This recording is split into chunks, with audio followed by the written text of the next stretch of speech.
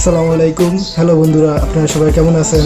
আজ আমি আপনাদের সামনে তিনটি নতুন ফোন আপকামিং যেগুলো মে মাসের শেষের দিকে আসতেছে সেই তিনটি ফোন নিয়ে আজকে আমি আপনাদের বিস্তারিত বলবো। এর মধ্যে প্রথম ফোনটি হচ্ছে রিয়েলমি X3 এবং দ্বিতীয় ফোনটি হচ্ছে রিয়েলমি নার্জো 10 এবং তৃতীয় ফোনটি আছে রেডমি নোট 9 প্রো। আজ আমরা তিনটি ফোন নিয়ে আপনাদেরকে সম্পূর্ণ ডিটেলস বলবো। আপনারা আমার সাথে থাকবেন এবং যদি কেউ নতুন হয়ে থাকেন তাহলে আমার চ্যানেলটিকে সাবস্ক্রাইব করুন এবং পাশে থাকা নোটিফিকেশন বেলটি আপনারা অন করে দিন। আমি আপনাদেরকে এখন দেখাবো রিয়েলমি X3 নিয়ে পারফরমেন্স। রিয়েলমি X3-তে প্রথমে থাকতেছে এর অক্টাকোর প্রসেসর 2.4 GHz। তারপর থাকতেছে আমরা স্ন্যাপড্রাগনের দিকে যদি লক্ষ্য করি, স্ন্যাপড্রাগন থাকতেছে এদের 756G এবং তারপর থাকতেছে 6GB র্যাম। এর মধ্যে থাকতেছে 6GB র্যাম।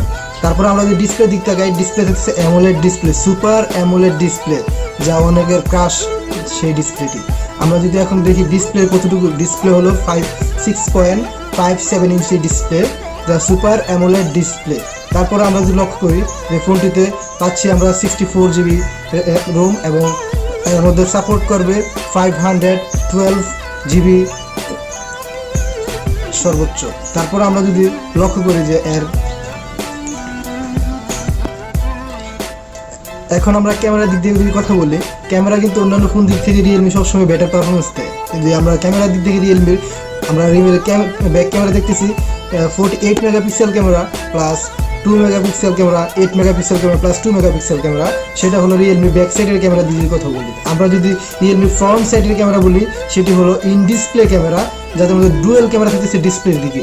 আমরা দেখতেছি দুটি ক্যামেরার ভিতরে একটি আছে 16 মেগাপিক্সেল ক্যামেরা এবং অপরটি থাকতেছে 2 মেগাপিক্সেল ক্যামেরা। আমরা সেই ক্যামেরার পারফরমেন্সও বেটার পাবো ইনশাআল্লাহ।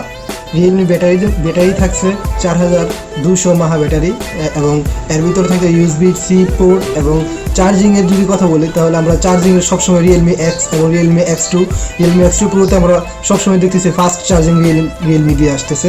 এর মধ্যে রিয়েলমি X3 তো আমরা সেই ফাস্ট বুক চার্জিংটি পাচ্ছি 4.0 বুকস চার্জিং। এখন আমরা বলবো রিয়েলমি নার্জো সম্পর্কে। রিয়েলমি নার্জোতে ব্যবহার করা হয়েছে 2.0 GHz অক্টাকোর প্রসেসর এবং এতে স্ন্যাপড্রাগনের পরিবর্তে ব্যবহার করা হয়েছে মিডিয়াটেক Helio G18। তারপর আমরা মিডিয়াটেকের পরে দেখতেছি র্যাম ব্যবহার করেছে এখানে 3GB র্যাম, যা গেমিংয়ের জন্য এটি মোটামুটি ভালো ফোন বলা চলে। তারপর আমরা দেখতেছি ডিসপ্লের দিক থেকে এটি ডিসপ্লেতে অন্যান্য ফোন থেকেও কম নয়। এটাতে ডিসপ্লে ব্যবহার করেছে 6.5 ইঞ্চ ডিসপ্লে এবং এখানে IPS ডিসপ্লে ব্যবহার করা হয়েছে, এখানে সুপার IPS ডিসপ্লে। ক্যামেরার দিক থেকে যদি আমি কথা বলি, ক্যামেরাতে এখানে ব্যবহার করেছে রিয়েলমি অন্যান্য ফোনে যা ব্যবহার করতেছে ঠিক সেম একই ক্যাটাগরির ক্যামেরা এই ফোনটিতেও আমরা পেয়ে যাব। এই ফোনটিতে ক্যামেরা সেখানে থাকতেছে 64 megapixel camera plus 8 megapixel camera plus 2 megapixel camera plus 2 megapixel quad camera পাচ্ছি। তারপর আমরা পাচ্ছি ফ্রন্ট ক্যামেরার দিকে, ফ্রন্ট ক্যামেরা পাচ্ছি 16 মেগাপিক্সেল ক্যামেরা। তারপর আমরা যদি দেখি যে রিয়েলমি ব্যাটারি সেশন দিক থেকে এখানে 5000 মাহা ব্যাটারি ইউজ করা হয়েছে, 5000 মাহা।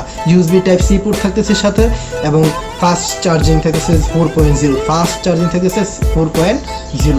এখন আমরা দেখব রেডমি সম্পর্কে। এখন আমি আপনাদের সামনে বাকি বলবো যে Redmi note 9 pro. Redmi note 9 pro সম্পর্কে আপনারা সবাই মোটামুটি কিছুটা হলেও জানেন। রেডমি নোট অন্যান্য ফোন থেকে এই ফোনটি তো কোনো দিক থেকে কম দেয়নি। এই ফোনটিতে স্ন্যাপড্রাগন ব্যবহার করেছে 720G। রেডমি নোট 9 প্রোতে আমরা পাবো স্ন্যাপড্রাগন 720G। তারপর আমরা এটাতে র্যাম যদি দেখি, র্যামের দিক থেকে আমরা কোয়ালিফিকেশন করতে পারলাম অনেক কিছু। এখানে র্যাম আছে 6GB র্যাম, এই ফোনটিতে আছে 6GB র্যাম এবং 64GB রোম। এটাতে সম্পূর্ণ ব্যবহার করতে পারবেন 512GB পর্যন্ত এটাতে সাপোর্ট করবে। তারপর আমরা যদি বলি এবং এই ফোনটিতে ক্যামেরার দিক থেকে যদি কথা বলি, এখানে ক্যামেরা ব্যবহার করেছে এই ফোনটি যদি ক্যামেরার দিক থেকে কথা বলি আমরা, এখানে ক্যামেরা ব্যবহার করেছে 64 মেগাপিক্সেল ক্যামেরা, সাথে থাকছে 8 মেগাপিক্সেল ক্যামেরা এবং 5 মেগাপিক্সেল ক্যামেরা এবং 2 মেগাপিক্সেল ক্যামেরা। একসাথে আমরা 4টি ক্যামেরা পাচ্ছি এই ফোনটিতে। এবং আমাদের ফ্রন্ট দিক থেকে কথা বলি, এখানে পাচ্ছি ফ্রন্ট ক্যামেরা 32 মেগাপিক্সেল ক্যামেরা। এই ফোনটি থাকছে 32 মেগাপিক্সেল ক্যামেরা। তারপর আমরা কথা বলবো ডিসপ্লের দিক থেকে আমরা কথা বলি, এখানে 6.67 ইঞ্চি ডিসপ্লে ব্যবহার করা হচ্ছে এবং এখানে থাকছে Corning gorilla glass 5, Corning gorilla glass 5 এবং আইপিএস ডিসপ্লে, এবং আইপিএস ডিসপ্লে এটাতেও ব্যবহার করা হচ্ছে এই ফোনটিতে। আইপিএস ডিসপ্লেও আপনারা যদি আমার চ্যানেলে নতুন হয়ে থাকেন তাহলে এখনই সাবস্ক্রাইব করুন এবং পাশে থাকা নোটিফিকেশন বেল বাটনটি এখনই ক্লিক দিয়ে রাখুন, এবং যদি সামনে সবগুলোর আপডেট আপনারা পাবেন আপকামিং ফোন নিয়ে।